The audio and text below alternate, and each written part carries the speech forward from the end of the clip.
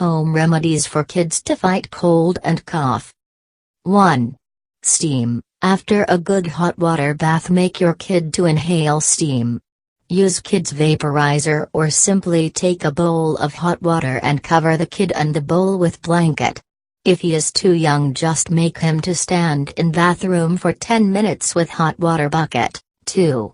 Water. Make your kid drink lot of water, preferably lukewarm water.